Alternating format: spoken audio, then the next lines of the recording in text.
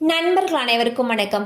இன்னைக்கு நம்ம அந்த வீடியோல மாதம் 4000 ரூபாய் உதவித்தொகை பெறலாம் என்ற தகவல் வெளியாகிருக்கு. ஸோ அதை பத்தி தான் இப்ப நம்ம பார்க்க போறோம். திமுக தலைமையிலான தமிழக அரசு தற்பொழுது தமிழ்நாட்டில் ஆட்சி செய்து வருகிறது.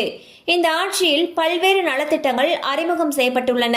குறிப்பாக பெண்களுக்கு பல்வேறு வகையான திட்டங்கள் செயல்படுத்தப்பட்டு வருகின்றன. இந்நிலையில் தமிழகத்தில் தமிழ் மொழிக்காக தொண்டாற்றிய முதியவர்களுக்கு மாதந்தோறும் அரசாங்கத்தால் உதவித்தொகை வழங்கப்படுகிறது. அதன்படி 3500 ரூபாய் மாத உதவித்தொகை மற்றும் 500 ரூபாய் மருத்துவ படி சேர்த்து மொத்தம் 4000 ரூபாய் வழங்கப்படுகிறது. இந்த உதவித்தொகையை தமிழ் மொழிக்காக தொண்டாற்றியவர்கள் பெற தகுதியுடையவர்கள். இந்நிலையில் தற்பொழுது தமிழக அரசு இந்த உதவித்தொகை பெற தகுதியுள்ளவர்கள் விண்ணப்பிக்கலாம் என்று அறிவித்துள்ளது.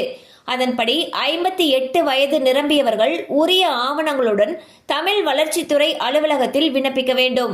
இல்லையெனில் ஆன்லைன் மூலமாக https:/tamilvalarchithurai.tn.gov.in என்ற முகவரியிலும் விண்ணப்பிக்கலாம். மேலும் இதற்கான கடைசி தேதி அக்டோபர் 31 ஆகும்.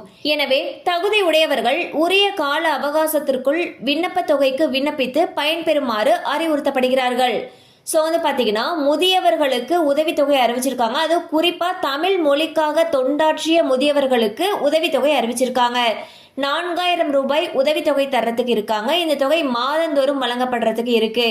இதுக்கு போயிட்டு நீங்க தமிழ் வளர்ச்சித்துறை அலுவலகத்துல விண்ணப்பிக்கலாம், அல்லது ஆன்லைன் லிங்க் கொடுத்துருக்காங்க. அதாவது தமிழ் வளர்ச்சித்துறை .tn.gov.in அப்படிங்கிற இணையதளத்துல போயிட்டு விண்ணப்பிக்கலாம்னு சொல்லியிருக்காங்க.